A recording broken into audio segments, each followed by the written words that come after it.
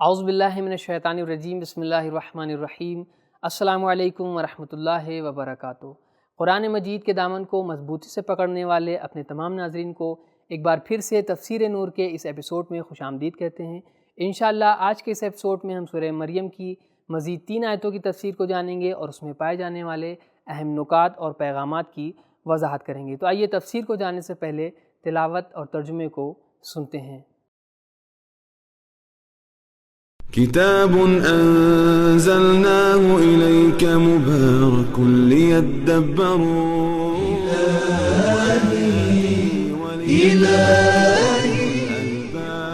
بسم الله الرحمن الرحيم يا أبت إني أخاف أن يمسك عذاب من الرحمن فتكون للشيطان وليا۔ اے چچا، مجھے ڈر ہے کہ خدائے رحمان کا عذاب آپ کو اپنی گرفت میں لے لے، اگر ایسا ہو تو آپ شیطان کے دوست بن جائیں گے۔ تلاوت اور ترجمے کو سننے کے بعد اب آئیے دیکھتے ہیں کہ اس آیت کریمہ میں ہمارے لیے اہم پیغام کیا ہے۔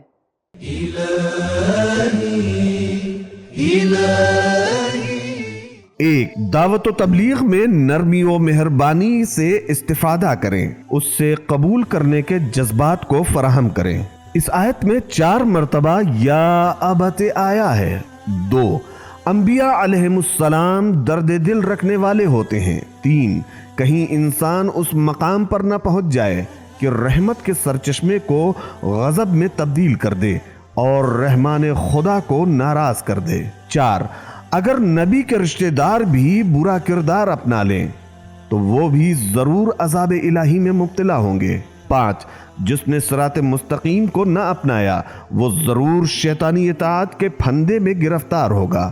6، اگر ہم کسی کو اپنا دوست بنا لیں تو اس کے دشمن کو اپنا دوست کبھی نہ بنائیں۔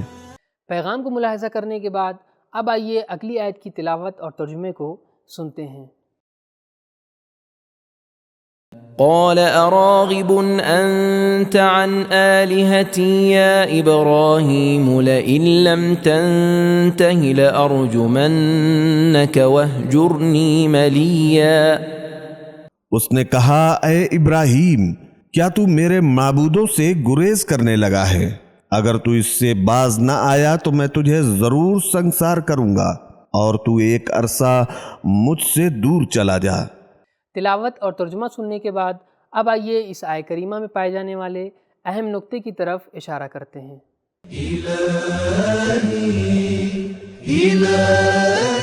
لا تعبد الشیطان کلمہ ملین عملہ سے ہے، جس کا معنی ہے طولانی مدت تک مہلت دینا۔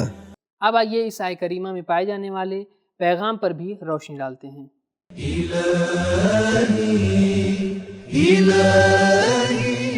ایک، کبھی عقائد کو پوشیدہ رکھنا ہوتا ہے۔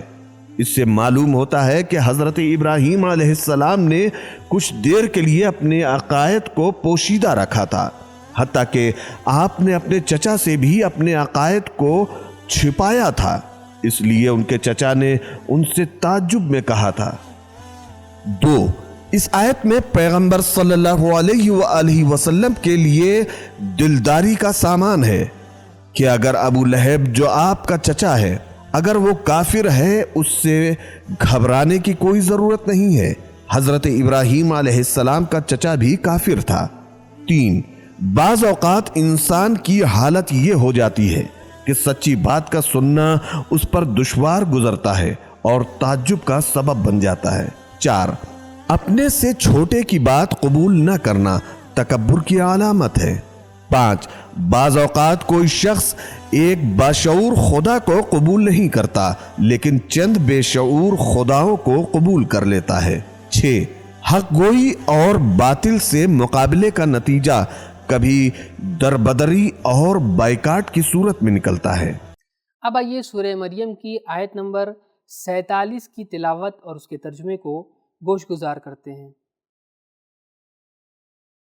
قال سلام عليك سأستغفر لك ربي إنه كان بي حفيا۔ ابراہیم نے کہا، آپ پر سلام ہو، میں آپ کے لیے اپنے پروردگار سے بخشش طلب کروں گا، یقیناً وہ مجھ پر بہت زیادہ مہربان ہے۔ تلاوت اور ترجمے کو سننے کے بعد اب آئیے دیکھتے ہیں کہ آیہ کریمہ میں ہمارے لیے کیا نکات پائے جاتے ہیں۔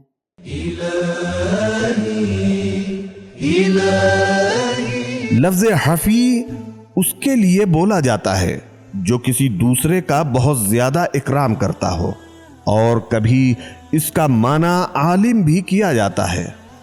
ان آیات میں مومن و کافر کے درمیان جو گفتگو ہے اس سے واضح و روشن ہے کہ مومن کی روح کیسی ہوتی ہے اور کافر کی کیسی۔ الف، جناب ابراہیم علیہ السلام نہایت شفقت و محبت سے بات کرتے ہیں اور ان کا چچا نہایت ہی سختی کے ساتھ بات کرتا ہے۔ جناب ابراہیم علیہ السلام 4 بار فرماتے ہیں یا ابتی، لیکن ان کے بت پرست چچا نے ایک بار بھی نہیں کہا یا بنیا۔ بے، جناب ابراہیم علیہ السلام دلیل کے ساتھ گفتگو کرتے ہیں، لیکن آزر کی ہر بات دلیل سے خالی ہوتی ہے، اور جناب ابراہیم علیہ السلام فرماتے ہیں لما تعبد ما لا يسمع۔ آزر کہتا ہے آلہتی۔ جیم، جناب ابراہیم علیہ السلام کی ہر بات میں سوز و درد ہے، لیکن آزر کی ہر بات دھمکی کے انداز میں ہے۔ دال، جناب ابراہیم علیہ السلام سلام کرتے ہیں اور آزر انہیں حکم دیتا ہے کہ ان سے دور چلا جا۔ حضرت ابراہیم علیہ السلام نے اپنے بت پرست چچا کے لیے استغفار کا وعدہ کیا، اس لیے فرمایا کہ شاید وہ ہدایت کی طرف متوجہ ہو جائے۔ سأستغفر لک، اور جب آپ اپنے چچا سے مایوس ہوئے کہ وہ ہدایت کی طرف آنے والا نہیں ہے تو آپ نے فوراً اس سے اعلان براءت کیا۔ قرآن میں ہے وَمَا كَانَ اسْتِغْفَارُ إِبْرَاهِيمَ لِأَبِيهِ إِلَّا أَن مَّوْعِدَةٍ وَعَدَهَا إِيَّاهُ فَلَمَّا تَبَيَّنَ لَهُ أَنَّهُ عَدُوٌّ لِلَّهِ تَبَرَّأَ مِنْهُ۔ اور وہاں ابراہیم کا اپنے چچا کے لیے مغفرت طلب کرنا اسی وعدے کی وجہ سے تھا جو انہوں نے اسی کے ساتھ کر رکھا تھا، لیکن جب ان پر یہ بات کھل گئی کہ وہ دشمن خدا ہے تو وہ اس سے بیزار ہو گئے۔ نکات کے بعد اب آئیے اس آیہ کریمہ میں پائے جانے والے پیغام پر بھی روشنی ڈالتے ہیں۔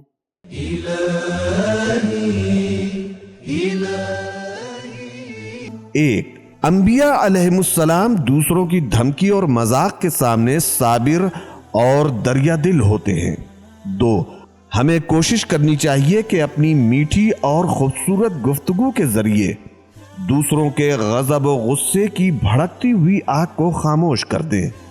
3، انبیاء اور اولیاء کے استغفار میں خاص اثر ہوتا ہے۔ سأستغفر لک۔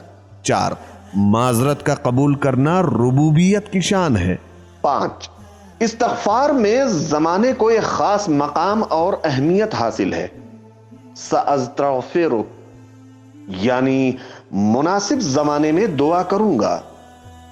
6، آداب دعا میں سے ہے کہ خداوند تعالیٰ کی ربوبیت کی طرف توجہ رہے۔ 7، مخالفین کی دھمکیوں کے مقابلے میں اللہ کی مہربانیوں کو یاد رکھنا چاہیے۔ تو ناظرین، یہ تھا ہمارا آج کا ایپیسوڈ۔ آپ سب سے گزارش ہے کہ اس پروگرام کو آپ بھی دیکھیں، اپنے دوستوں، اپنے عزیزوں کو بھی اس سلسلے میں ضرور بتائیں، اور ہمارے اس سماج کو قرآنی سماج بنانے میں ہماری مدد کریں۔ انشاءاللہ اگلے ایپیسوڈ میں سورہ مریم کی مزید آیتوں کی تفسیر کے ساتھ آپ کی خدمت میں حاضر ہوں گے۔ تب تک کے لیے شکریہ۔ خدا حافظ۔ سبیل قرآن، قرآنی سماج کی پہچان۔